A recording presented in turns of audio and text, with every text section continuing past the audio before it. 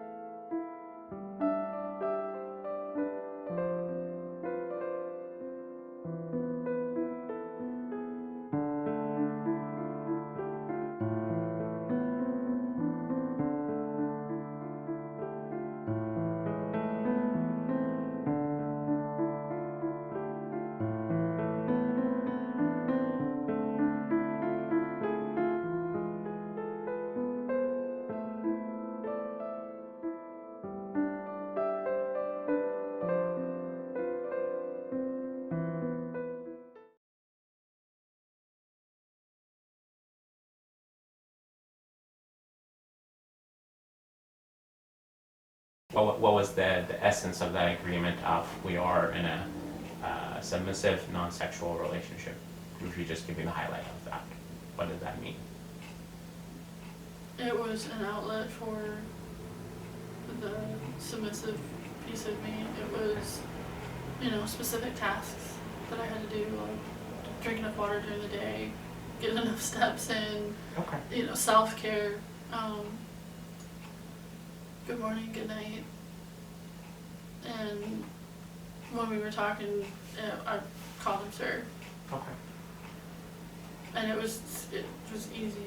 It was something that I've needed for a long time. Okay. But that was the extent of it. That this at that point of time, this was going to be the framework of that outlet between you and Jason, right? Yeah. And was he on board with that? Yeah. Okay. And like I said, we talked about we can't open that box. There's no. Okay. What was he getting out of that outlet? How am I supposed to answer that? I'm guessing maybe there's some conversation because the way you describe it, like the two of you were very good at articulating what's going on and exchanging ideas, right? So I'm assuming that at some point in time he also talked about what's in it for him to engage with you in this contract.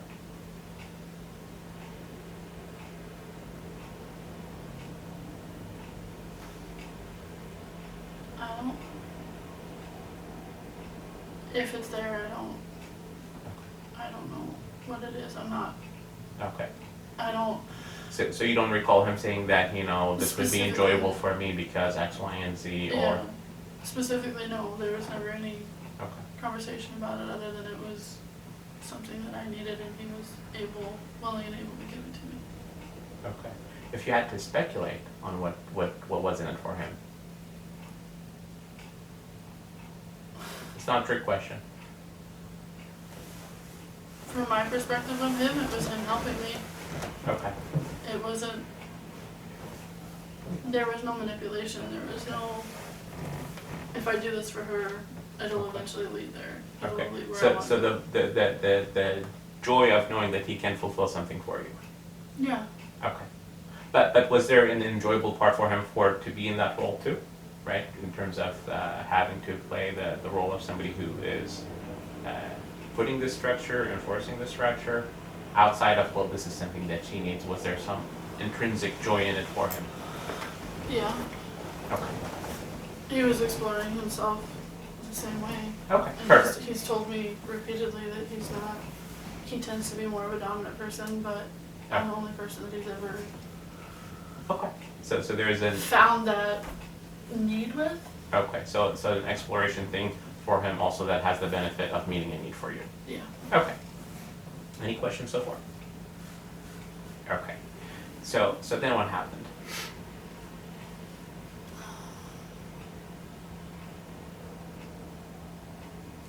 I'm gonna jump ahead and then have to go back 5 times. No worries. We didn't. I guess that's the most important. The next big detail is, it was just little things, you know. He was really lenient with me of forgetting to address him properly and whatever. And the first time he told me that, or he asked me, the first time he asked me to kneel for him, I panicked. And I told him no, like I can't, no, like I know that I should, that's part of the agreement of the domination, but I can't, because I knew what I would do. I knew that once I hit that submissive space, I'll do whatever because I want to please. Sure. And I panicked. And it was okay. He's, calm down, you're fine, it's okay, you can tell me no. It's not the end of the world, I'm not mad. I want you to be okay. This is about you. And that kind of goes back to, I didn't know what I didn't know. Yeah. And I had a freaking meltdown that night because I told him no, and moreover, that it was okay. Because me telling people no in the past hasn't gone over very well. Me having any boundaries at all hadn't gone over very well, and that was kind of a big deal between Ryan and I at that point of, you know, no, I don't want the physical, I don't want, you know, I'm perfectly content to just be with you, to just curl up with you, to, you know, there was no emotional safety between the two of us, there was no mental stability between the two of us, because whenever I would reach for him and try to talk to him, he would push me away. So I wrote about it, and I've got a couple stories going, and I wrote about it. And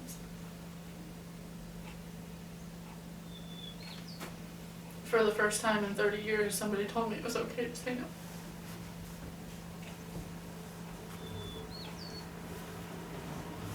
And it was a big deal. And after that, that was when I really, you know, that was the moment of, oh wow, I can trust him with anything, because look at that, like that didn't cause mass chaos and, well, you tell me you're submissive, so do what I say. That's not what it's about. And the next time he told me to, or he asked me to kneel, I was able to do it. It was just like, okay. And it was like light bulb moment of, wow, this is a good place to be. Like, this is a good relationship to be in, because I can be, it's okay to not be okay.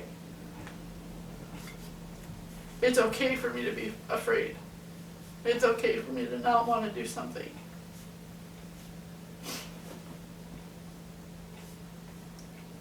And I would say that has been a consistent theme for you in terms of things that you value and things that's important. And I'm recalling, you know, one of the things we talked about yesterday with the incident with Destin, right?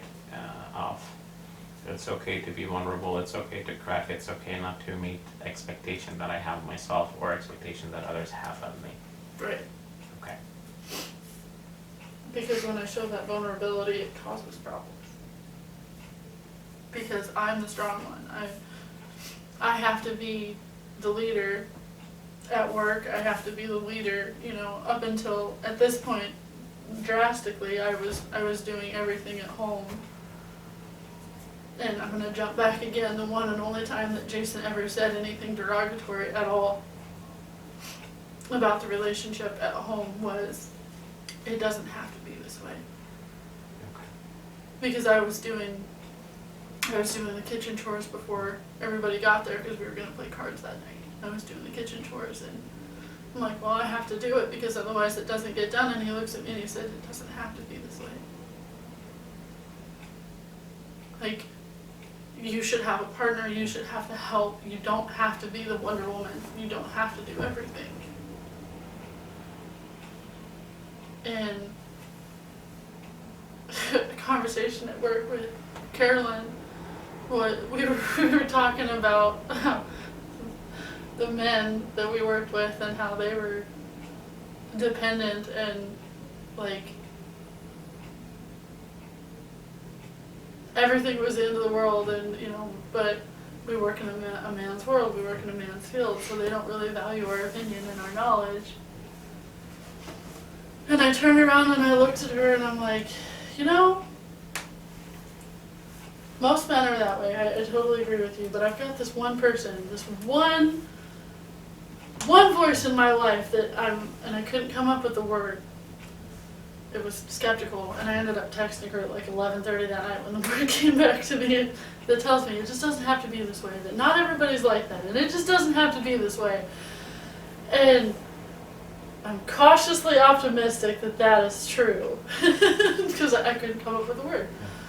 And I finally came up with it. I'm like, I'm skeptical. Like, I have this one voice in my life telling me that it doesn't have to be this way. And I don't know how to accept that one voice, because that's not the experience that, by and large, that I have.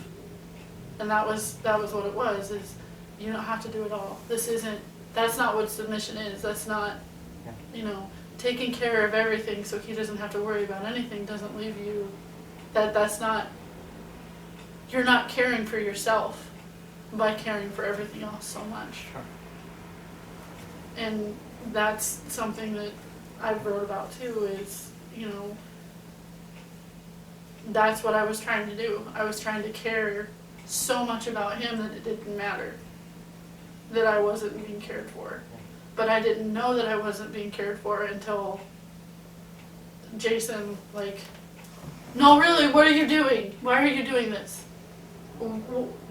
You need these things, and it's okay for you to need these things. And at the very beginning, when there was any conversation back and forth, it was conversation on my part from somebody that understood my point of view to try and figure out how I could help him understand. How can I bring this to him and explain it to him in a way that is actually going to help him?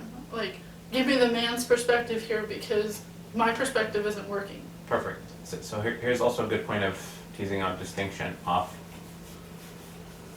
here's somebody who can help me get this met in my relationship. That's one direction, right? Mm-hmm. Insight, perspective, ways, not only for me, but also best way for me to convey this message for my partner. But at some point of time, it switched into not just that, but also you fulfill these roles too. Yeah. Right? It stopped being I'm going to guide you versus I'm going to guide as well as fulfill some of those needs, right? Yeah. Can you recall when did that parallel happen? If you had to retrospectively put a point in the timeline where it switched from that to this?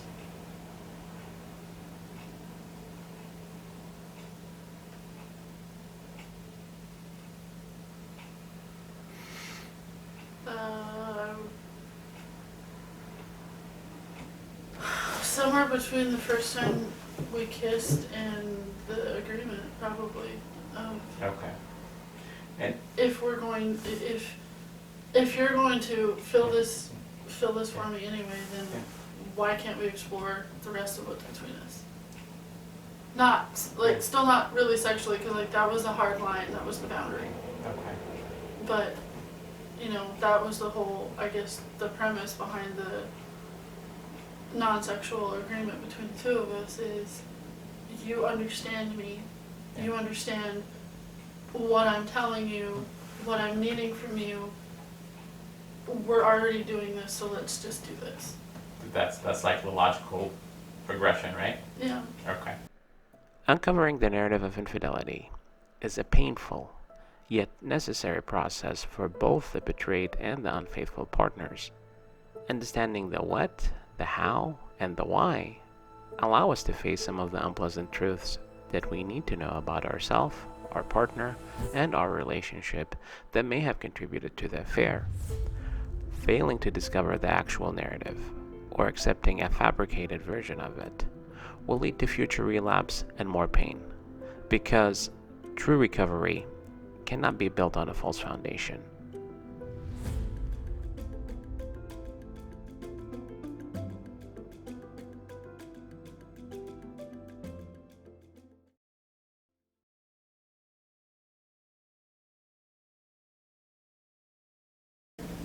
I honestly don't remember the first time.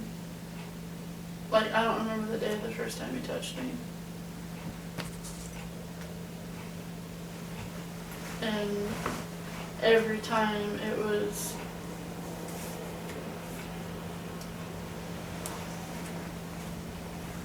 he would make me make the decision. It wasn't he wasn't pushing me, he wasn't like, I want to touch you and you're gonna let me. It was, you tell me what you want, you tell me what the boundaries are. Okay. And like, he would touch me like physically, but not sexually. So like, he would run his arms or run his hands across my sides or whatever, but he wouldn't touch me any inappropriate places. And the first time he touched me, I had enough of it, and I was like, just fucking touch me. And I grabbed his hand and I moved it where I wanted him to touch me. So in a way, he facilitated those feelings, he elicited them, it's not like he imposed them, he just brought them to the surface. I suppose. Oh, sorry? I suppose. Okay, because that's what you're describing, and I'm trying to make Yeah. sure that you get that distinction of, because you emphasize that quite often of, I did not do anything that I didn't want to, Yeah. right? And that's hard to put it in the same context of submission, because oftentimes when people just hear submission and their understanding of it, it almost seems like, well, I didn't want to, versus like, no, the two can coexist in the same space. It's important for him to understand that I wasn't manipulated, Okay. because that's something that he said to me in the past. Perfect. So here's your opportunity to ask and clarify this piece about the manipulation. I want to hear your thoughts about that part. She's got a way of feeding people. She gives them details, Okay. and she feeds certain information. And to me, like some of the messages that she showed me, well, it's no wonder why he's feeding on these, because you're feeding it to him. You're showing him this. You're showing him these things. And that's where I feel that, hey, he took this and he ran with it. Okay. He took the trust that you gave him and he just let you keep feeding him. And you kept feeding him until it wasn't truly manipulated, but it was what you fed him is what he was giving back to you. That's how relationships are supposed to work.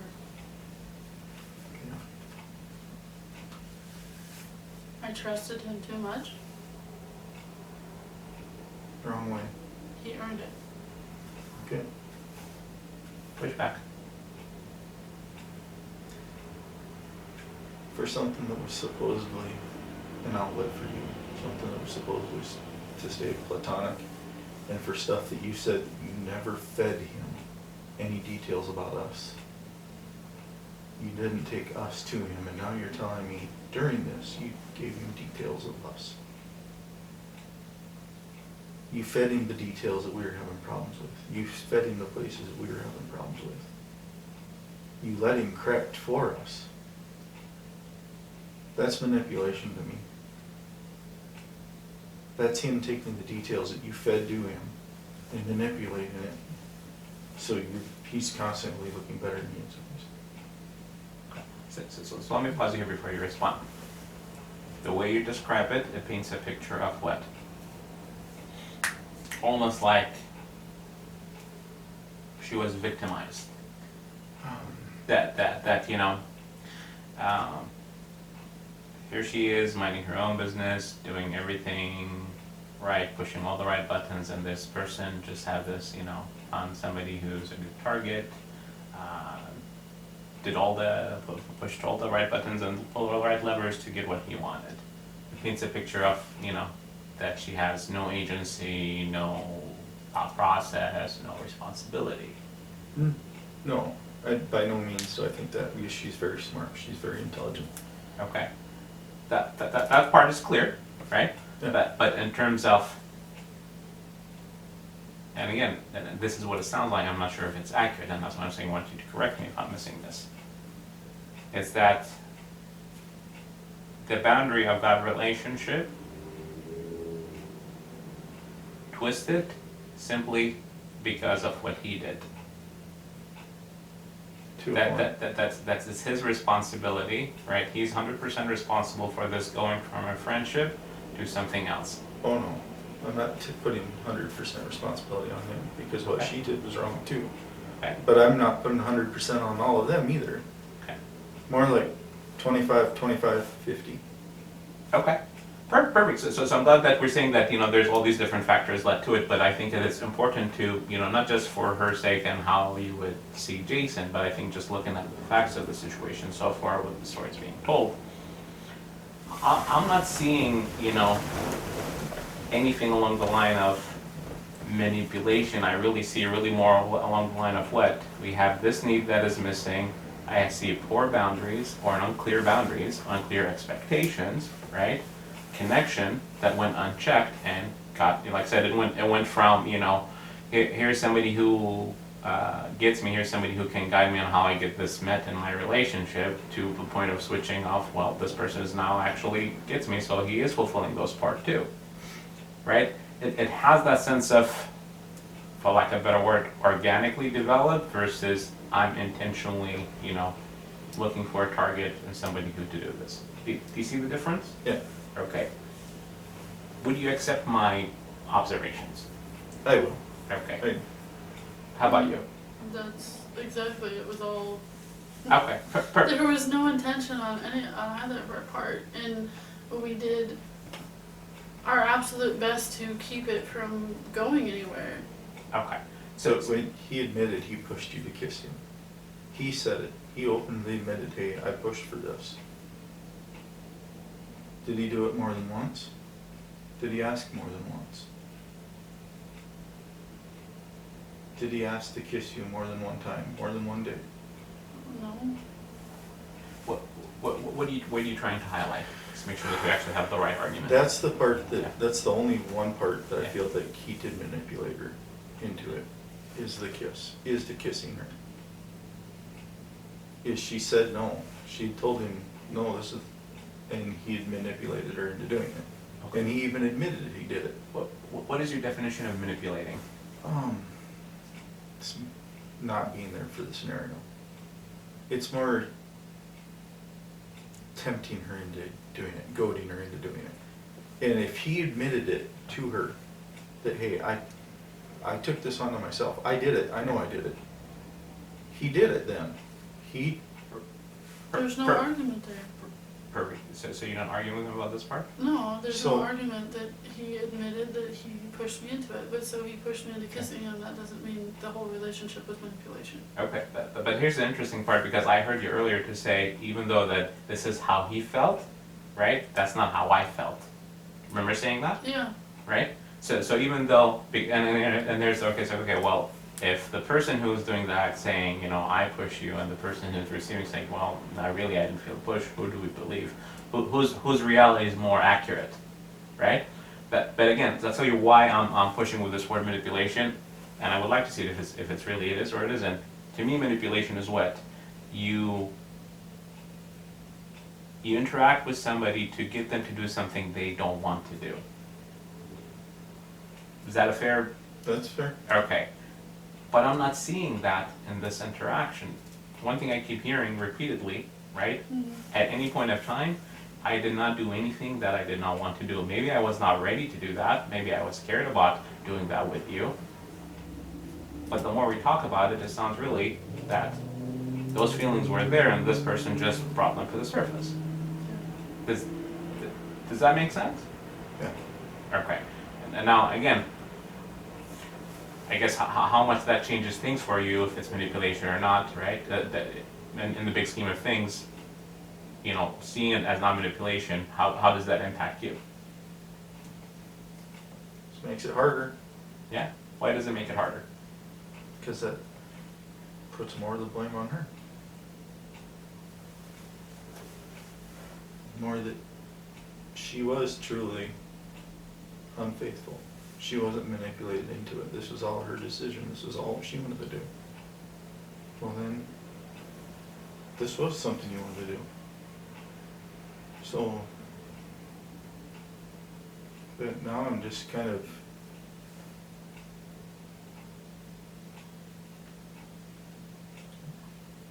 lost as to how to feel, honestly.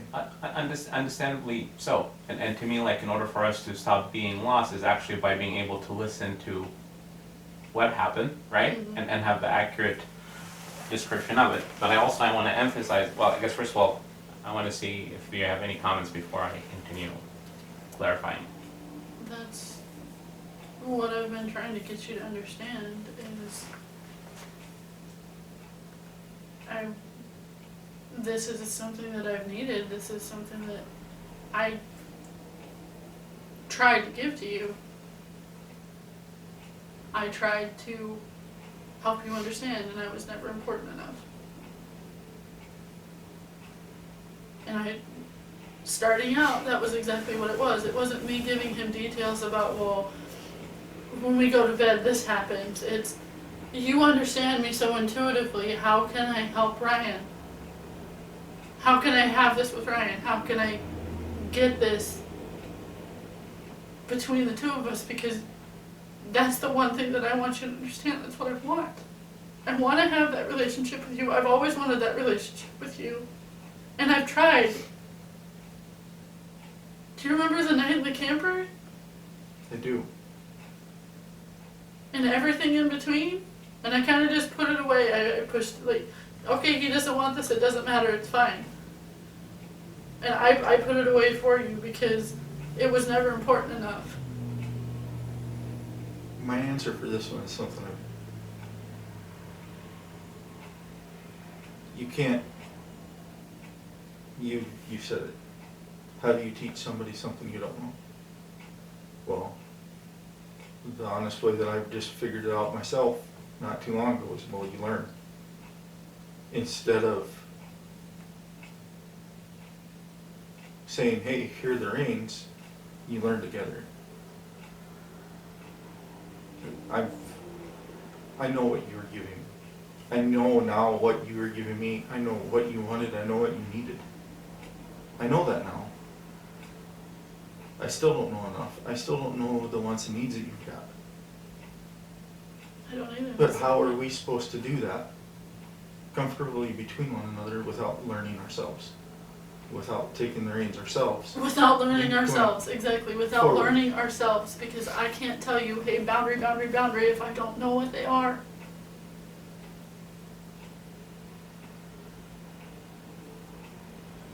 And when I can't even say, hey, I lost it without you leaving. That's not what I'm saying. What I'm saying is, yeah, I know that we need to learn one another. We need to learn each other, and we need to learn it together. Not outside. Not taking something outside. It's taking what we know we both want now and moving forward with it, and taking the control that we need to control it with and moving forward.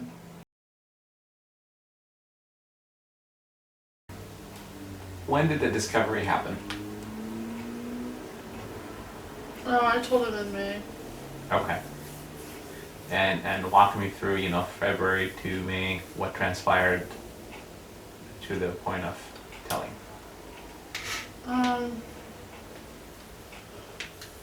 Well, in March, we went to Denver for an art show. It was the first show that I'd ever been accepted to. It was a big deal. And I didn't have to go, but I wanted to. and I was planning on going by myself because it was another thing that Ryan couldn't really get the time off. Okay. I was totally planning on going by myself, and Jason told me that he'd like to come with me. I'm like, well, and I asked Ryan. He wants to come with me. He wants to go, like, but if you're not okay with it, then he won't go. Okay. If you're, like, it was literally, he wants to come with me to be there, so I have somebody there with me. Okay. And, you know, but if you're not okay with it, then whatever. And he said no. Okay. And I'm like, okay. Like, I don't understand why it's not okay for me to have a friend there with me, somebody to support me, Sure. but okay, fine. And then he kind of backpedaled and said, well, if I tell you no, then you're just going to be upset with me, so whatever, you can go. Okay. So we flew down to Denver, and we did the art show thing, and I stayed with Jason. We just got a hotel room. I stayed with him. There was no sexual conduct. Okay. It was, and we were with some of my friends and family that could actually make it to the show Okay. for the days we were there. But now prior to that, there has been some sexual contact between you and Jason? No, Okay. not No? not that I could think of. Okay. And then we went and did that, and it was amazing. And I missed him all weekend. I wish that he would have been there with us. Okay. But, and I had fun with, one of my sisters came down, and I hadn't seen her in a while. And But again, you know, the extent of any kind of physical interaction or sexual interaction was related to the kissing Mhm. and didn't go any further into intercourse. Mm-mm. Okay. no. The first time it was full physical contact intercourse was April 29th, 27th, 27th. Okay. So that's prior to the art show? Or After. After the art show. Okay. So you go to the art show, right? You ask, you know, is it okay? He says no, but you know, I can't tell you no because you're going to be upset. And Jason ended up going, right? Mhm. And nothing happens sexually there, okay? Then you come back, and then what happened? It was like, at one point he asked me what he needed to call me, to pick out a nickname for him to call me. Okay. And at one point or another he called me baby. And that's a pet peeve for me. I hate that nickname. I hate it with a passion. It's something that it was what Matt always called me, was baby. Okay.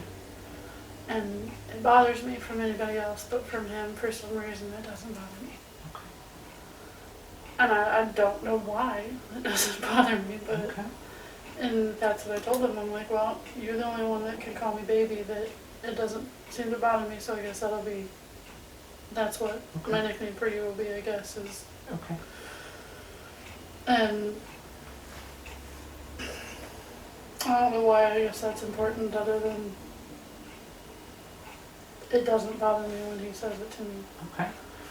So you know, walk me through, you know, the conversation about, by the way, you need to know that this has been going on.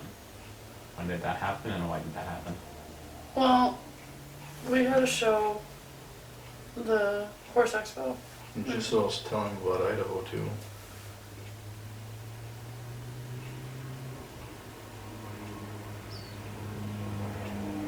Okay, but he asked me to skip ahead, so I skipped ahead. Okay. So there is something needed. Can you Yeah, talk about it? there was a trip in the middle. So over Memorial Day weekend, he was taking the girls, I thought, back to Idaho, his two Okay. girls, for the summer. And he asked me if I wanted to go along. And we talked about it, and stop it. we talked about Idaho, Colorado, exploring places. Like, I'd never been to Idaho. I'd never been to western Montana. And I'm like, yeah, okay. You know, I'd taken road trips with other friends. And, Okay. like, when I came to North Dakota the first time, I did it with another male friend of mine, of Okay. ours. And I thought we were taking the girls with us.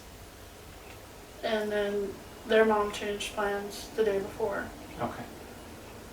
And I'm like, okay, well, we're going to go to Idaho. We're going to go drop this stuff off. It's going to be a quick 3-day road trip.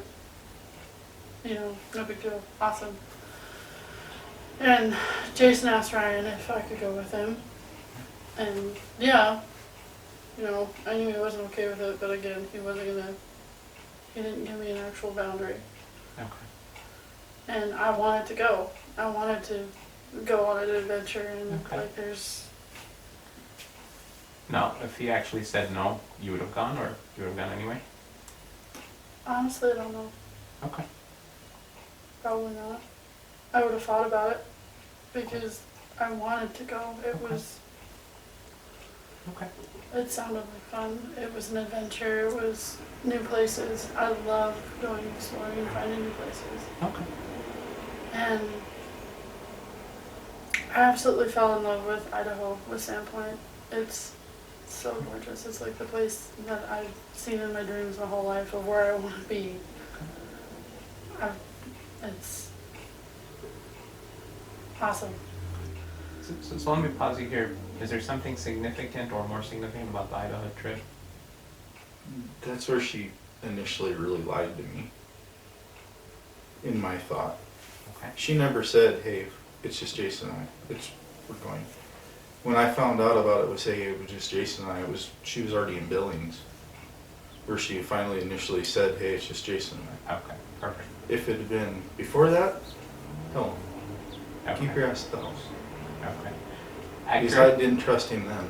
I really didn't trust him then. Okay. Accurate that, you had the opportunity to tell him, by the way, plans has changed, but you decided not to tell him? I didn't know until we left that the girls weren't going with us. Okay. But I didn't tell him that the girls weren't with us. Okay. He's correct on that. But that was a conscious decision, right? Yeah. Because you knew that if you said something like that, it would cause him to probably have more feelings about you going. Yeah. Okay. But also, if you're saying that in terms of the significance, that this is significant because she withheld information from you, or she's being dishonest about. But I would argue, look at the timeline. Well, I mean, not sharing that happened like way before that, right? Right. Right. Yeah. The dishonesty had started way before that. Okay. Long way before that. And we're all in agreement in terms of the timeline, right? The moment when you said, sorry, I don't feel like safe enough to share this stuff with you, right? Right. Okay. There was never a time that I didn't want to. That's what I want. I want to be able to just, Okay. hey, this is how I feel. This is what's going on. Like, I'm still here with you. I'm still emotionally involved with you. I want to be with you. I have these feelings, and I don't, that's the difference. That's why we're sitting here right now, is because in all of my past relationships, I've had this issue. And, well, if I feel this way, then I'm not serious enough about this, so I'm just going to let it go. I'm just going to let it go. And I don't want to do that anymore. Then both of you deserve better than be stuck in that dynamic, because that's not a healthy dynamic for a relationship on both sides. But also, I'm jumping ahead now too, but one thing to keep in mind is that, yes, honesty about how we feel and what we think is key, but also people need to understand that with that honesty, it would have to lead to resolution, right? So if I'm going to tell you this is how I feel and this is what I think about the situation, we have to conclude with, well, is your feeling and is your thoughts is going to go along with his feelings and his thought for the two of you to continue to have a fulfilling relationship. See what I mean? Mm-hmm. Because sometimes it will confuse, like, okay, well, I'll tell you what I think and what I feel, then that means that you're going to be on board. Not necessarily. You may be on board, may not be on board, right? Because we duke it out to see if we actually can or cannot. Fair? Yeah. Okay. When we listen to Maria describe the non-sexual sub-agreement with Jason, we begin to see how she started to see him as a surrogate for the needs that she could not fulfill with Ryan. The importance of his role in her life grew, as evidenced by her increased desire for more inappropriate interaction with him, despite Ryan's suspicion and flat-out discomfort about Jason's overwhelmment and his presence in their life. Not only did Jason become a constant fixture in Maria's life, but Ryan's role started to shrink and was reduced to a co-parent who holds down the fort while Maria is out and about with Jason. When we listen to Ryan, we notice that up to this point in the process, he has been seeing Jason as the one to blame for the most of the affair. He felt that, to a large extent, Jason took advantage of Maria's inability to recognize and set boundaries, when in reality, Maria was not manipulated into doing anything that she did not want to do. This is why it was crucial to help Ryan and Maria rediscover their narrative of the affair in a way that reflects the different roles that each person played and the motivation that each person had in contributing to the affair.